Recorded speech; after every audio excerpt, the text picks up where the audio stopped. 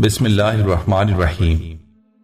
السلام علیکم Islamic teacher کے پیارے دوستو، ہم امید کرتے ہیں کہ آپ خیریت سے ہوں گے۔ ہماری دعا ہے کہ اللہ پاک آپ کو خیر و عافیت سے رکھے۔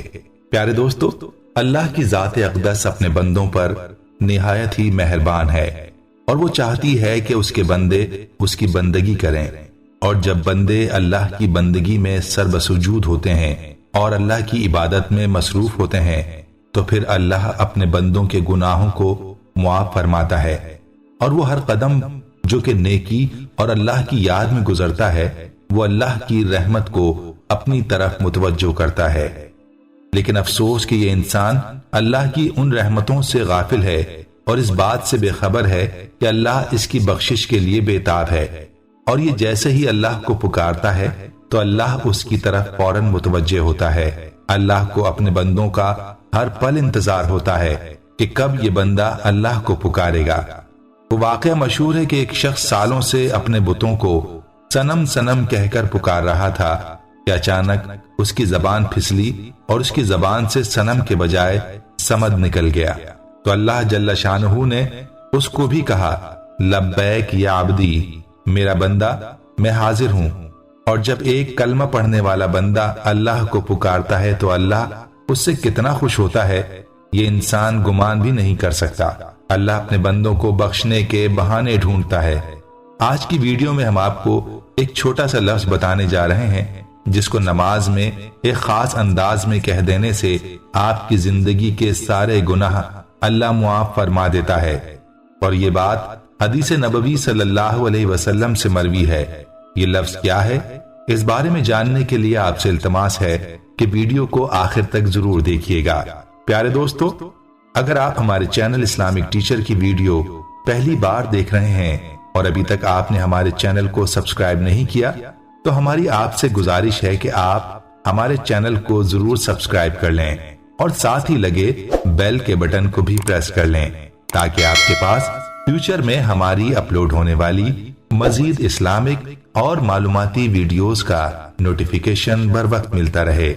پیارے دوستو، آمین ایسا لفظ ہے جس کا استعمال ہم ارادی اور غیر ارادی طور پر اکثر کرتے ہیں، لیکن کیا آپ کو یہ معلوم ہے کہ آمین ایک دعا ہے اور اس کے بارے میں تفاسیر میں وضاحت کی گئی ہے۔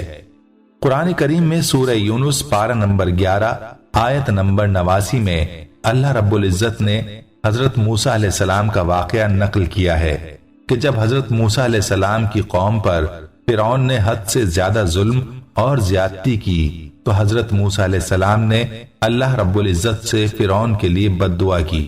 حضرت موسیٰ علیہ السلام دعا فرماتے، حضرت ہارون علیہ السلام اس پر آمین کہتے، اور قرآن کریم میں ان دونوں حضرت موسیٰ علیہ السلام کی دعا اور حضرت ہارون علیہ السلام کی دعا اور حضرت ہارون علیہ السلام کی آمین کو جن لفظوں سے ذکر فرمایا وہ الفاظ قرآن کریم کے یہ ہیں، قال قد اجیبت دعوتکما۔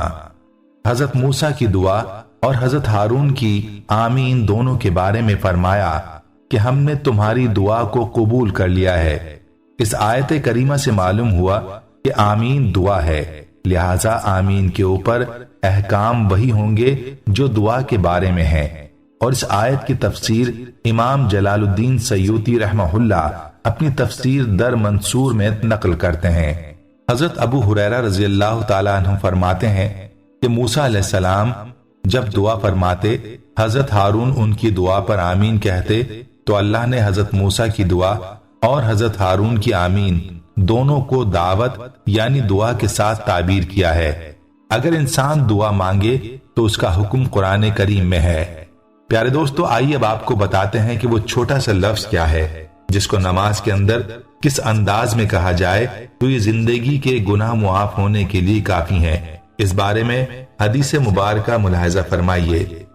رسول اللہ صلی اللہ علیہ وآلہ وسلم جب سورہ فاتحہ کی قرات سے فارغ ہوتے تو بلند آواز سے آمین کہتے اور مقتدیوں کو بھی ایسا ہی کرنے کا حکم دیا۔ فرمایا، جب امام غیر المغضوب علیہم والضالین کہے تو تم آمین کہو، کیونکہ اس وقت فرشتے آمین کہتے ہیں اور امام بھی آمین کہتا ہے، تو جس کی آمین فرشتوں کی آمین سے مل گئی اس کے پچھلے گناہ معاف کر دیے جاتے ہیں۔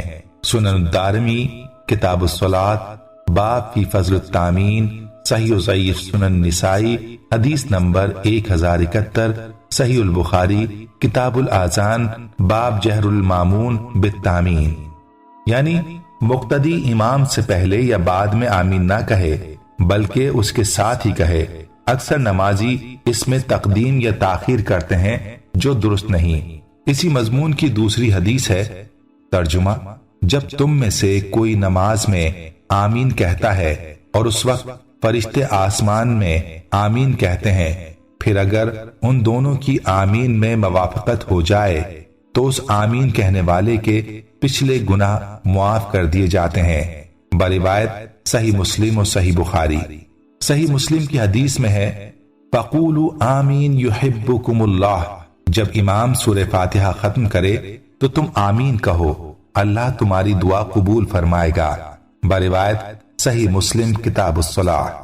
دوستو، یاد رہے کہ اللہ تعالیٰ نے اس امت کو آمین کے جو فضائل اور برکتیں عطا فرمائی ہیں، یہود اس کی وجہ سے جلتے تھے، اور اسی وجہ سے رسول اللہ صلی اللہ علیہ وسلم نے فرمایا، یہودی جس قدر سلام اور آمین کی وجہ سے تم پر حسد کرتے ہیں اتنا کسی دوسری چیز پر نہیں کرتے۔ بروایت سنن ابی ماجہ۔ دوستو، یاد رہے کہ اس عمل کی فضیلت حاصل کرنے کے لیے نماز باجماعت ادا کرنا لازمی ہے۔ جب آپ نماز کو جماعت کے ساتھ امام کے پیچھے ادا کریں گے تو ہی آپ کو یہ آمین نصیب ہوگی، اور یہ فضیلت حاصل کرنے کے لیے جماعت کی نماز کو لازم پکڑیں۔ اور یاد رہے کہ مردوں کو اس بات کی تاکید ہے کہ وہ جماعت کے ساتھ نماز ادا کریں۔ دوستو، یاد رہے کہ روایات میں باجماعت نماز کی تاکید بھی ہے اور اس کی فضیلت بھی بہت زیادہ ہے، یہاں تک کہ اگر دو آدمی بھی ہوں تو جماعت قائم کرنے کی تاکید ہے کہ ان میں ایک امام بنے اور دوسرا مقتدی، جیسا کہ حضرت موسیٰ اشعری رضی اللہ تعالیٰ عنہ سے مروی ہے، حضور نبی اکرم صلی اللہ علیہ وسلم نے ارشاد فرمایا، دو یا دو کے اوپر جماعت ہے۔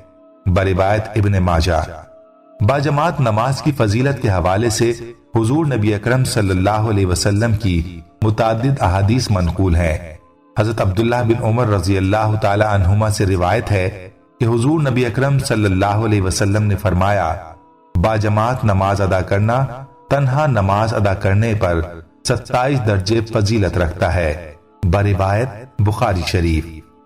اور حضرت ابو ہریرہ رضی اللہ تعالیٰ عنہ سے مروی ہے کہ حضور نبی اکرم صلی اللہ علیہ وسلم نے فرمایا، جب آدمی اچھی طرح وضو کر کے مسجد کی طرف جاتا ہے اور اس طرح جاتا ہے کہ نماز کے سوا کوئی دوسری چیز اسے نہیں لی جاتی، تو وہ جو قدم بھی اٹھاتا ہے اس کے ذریعے اس کا ایک درجہ بلند کیا جاتا ہے اور ایک گناہ کا بوجھ ہلکا کیا جاتا ہے۔ پھر جب وہ نماز پڑھتا ہے تو فرشتے اس پر اس وقت تک سلامتی بھیجتے رہتے ہیں جب تک وہ باوضو رہتا ہے، اور اس کے لیے یہ دعا کرتے ہیں، اے اللہ اس پر سلامتی بھیج، اے اللہ اس پر رحم فرما۔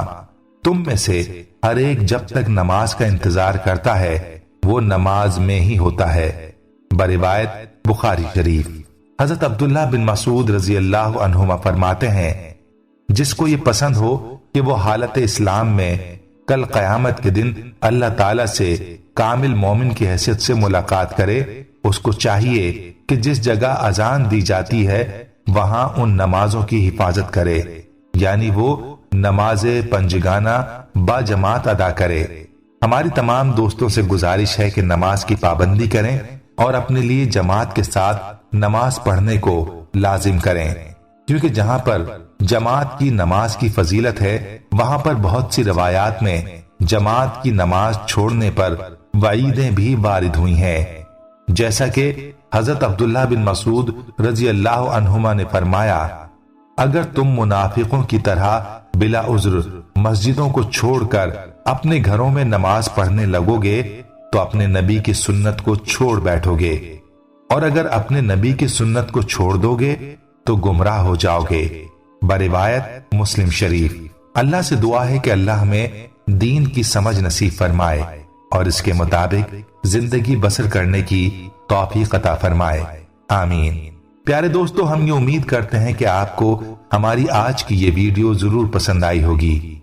अगर आपको हमारी आज की ये वीडियो पसंद आई है तो आपसे गुजारिश करते हैं कि आप हमारे चैनल इस्लामिक टीचर को जरूर सब्सक्राइब कर लें और साथ ही लगे बेल के बटन को भी प्रेस कर लें ताकि आपके पास हमारी आने वाली मजीद मालूमाती वीडियोस का नोटिफिकेशन बर वक्त मिलता रहे।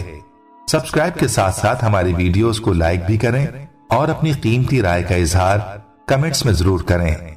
कमेंट्स में आप अपने सवालात भी हम तक पहुंचा सकते हैं। अल्लाह ताला आपको अपने हिफ्ज़ व अमान में रखे। आमीन।